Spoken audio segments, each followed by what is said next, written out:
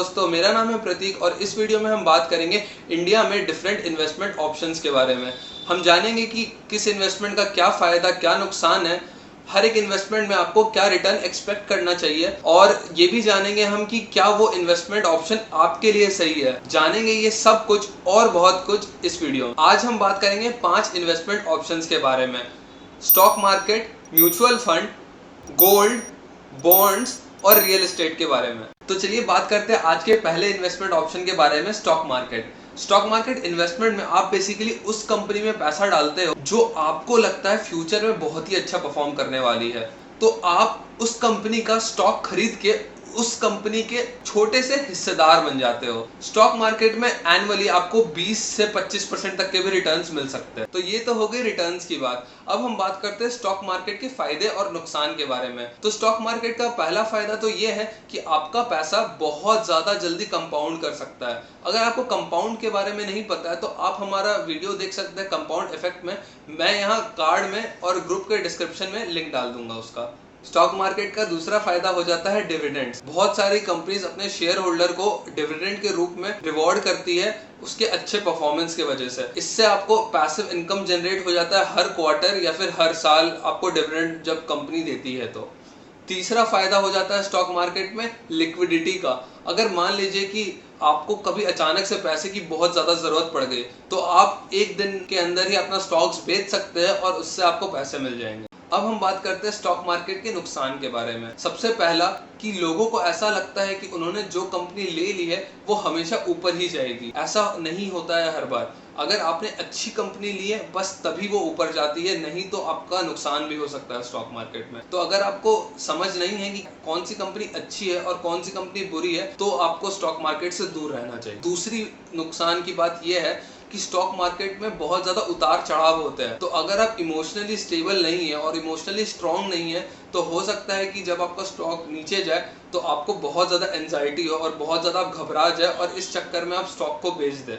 तो इस तरह आपने एक अच्छी कंपनी का स्टॉक लॉस में बेच दिया। तो ये सब कुछ बातें हैं। अगर ये आपको लगे कि आप अपने स्टॉक को 10% 20% नीचे जाता हुआ नहीं देख सकते, इवन तो आपकी रिसर्च सॉलिड है, तो हो सकता है स्टॉक मार्केट आपके लिए सही इन्वेस्टमेंट नहीं। अगर आप चाहते हैं कि स्टॉक मार्केट में इन्वेस्टमेंट कैसे करते हैं, अच्छी कंपनीज कैसे पहचानते हैं, तो आप हमारा सीरीज देख सकते हैं यूट्यूब पे, स्टॉक मार्केट फॉर बिगनर्स। इसका लिंक मैं कार्ड पे और वीडियो के डिस्क्रिप्शन में डाल दूंगा। तो अब हम बात करते हैं आज के दूसरे इन्वेस्टमेंट ऑप्शन के बारे में, म्यूचुअल फंड्स। म्यूचुअल फंड्स के थ्रू भी आप स्टॉक मार्केट में ही इन्वेस्ट करते हो, लेकिन उसमें स्टॉक्स आप नहीं पिक करते। उसमें म्यूचुअल फंड का फंड मैनेजर पिक करता है स्टॉक्स और आप उस पर भरोसा करते हो कि हाँ वो एक्सपर्ट है तो उसने अच्छे स्टॉक्स पिक किए होंगे। On an average mutual fund में आपको 10 से 12% तक के रिटर्न्स मिल जाते हैं। म्यूचुअल फंड्स में मेनली 2 प्लान्स होते हैं, SIP और लंप सम।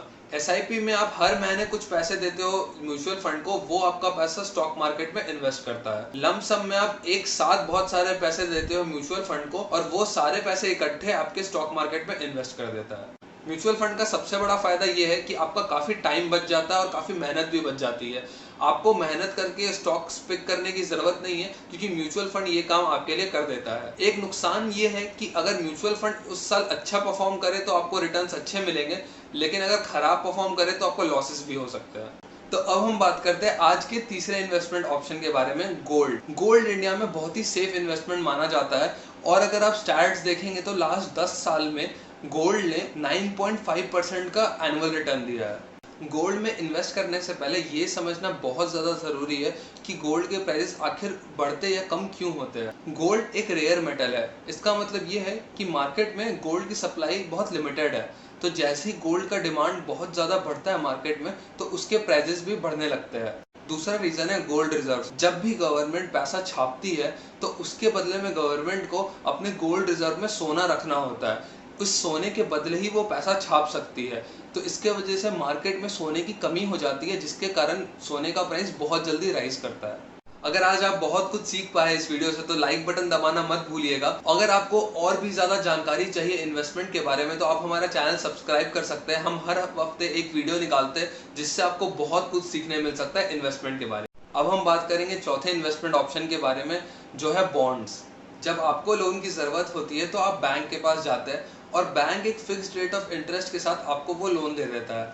बिल्कुल उसी तरह जब किसी कॉरपोरेट को या फिर किसी गवर्नमेंट बॉडी को लोन की ज़रूरत पड़ती है तो वो बॉन्ड्स इशू करते हैं।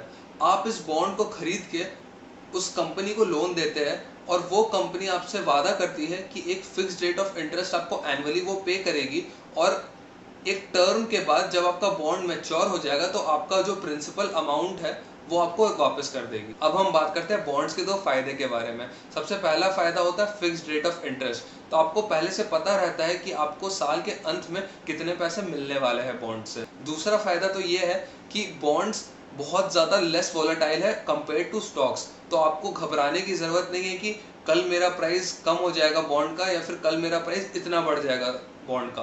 वो बहुत ही कम वोलेटाइल है स्टॉक्स के कंपैरिजन में। तो चलिए अब बात करते हैं दो मेन रिस्क के बारे में।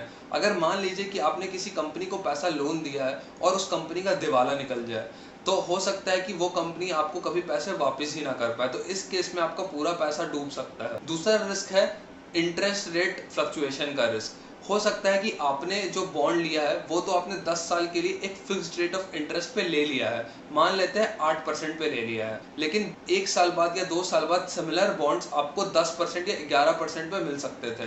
तो इस तरह से जब इंटरेस्ट रेट फ्लक्चुएट होता है तो आपकी बॉन्ड की जो वैल्यू होती है वो कम या बेसी हो सकती है। तो ये दो रिस्क है मेन बॉन्ड के साथ एसोसिएटेड।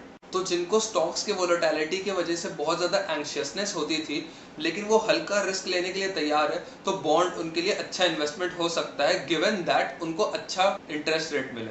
अब हम चलते हैं अपने पांचवें इन्वेस्टमेंट ऑप्शन पे, जो कि है real estate. Real estate investment बहुत ही अमेजिंग ऑप्शन हो जाता है बहुत लोगों के लिए।